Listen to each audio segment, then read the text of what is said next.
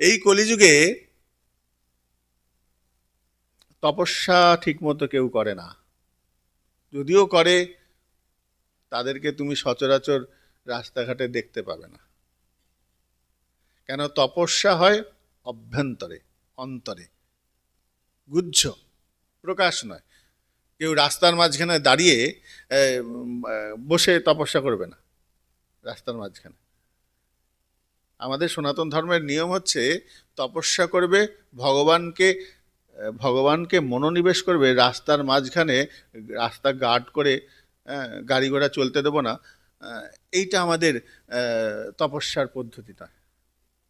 আমাদের ভারতীয় সনাতন সংস্কৃতির আগাগোড়া এই পদ্ধতি। এমন একটা ঘর বানাও যেখানে তুমি হেলান দিয়ে ঘুমাতে পারবে না, ছোট্ট জায়গা হবে, শুধু বসতে পারবে, হেলান দিয়ে শুতে পারবে না। সেই সব জায়গায় কঠিন তপস্যা করার জায়গা। কেউ যাতে বিরক্ত না হয়, তোমার দ্বারা যদি কেউ বিরক্ত হয় তাহলে তপস্যা ফল নষ্ট হয়ে যাবে। আমাদের সনাতনীয় পদ্ধতিতে যে তপস্যার পদ্ধতি, বৃন্দাবনে এখনো অনেক প্রাচীন মন্দির আছে, দেখবে গুহা রয়েছে যেখানে ভজন করতেন। ছোট্ট ঘুপড়ি ঘর, স্যাঁতস্যাঁতে ছোট্ট ঘর, ভজন কুটিরগুলো দেখবে। বৃন্দাবনেও আছে, নবদ্বীপেও আছে, এখানেও আছে, নিশ্চয় থাকবে, থাকতে হবে। সাধকরা যেখানে থাকবে সেখানে ছোট একটা কুটিয়া থাকে। শ্যামানন্দ প্রভুর কুটিয়া বৃন্দাবনে দেখবে, একদম ছোট্ট মাটির তলায়, হ্যাঁ, কোনো মতে বসা যায়।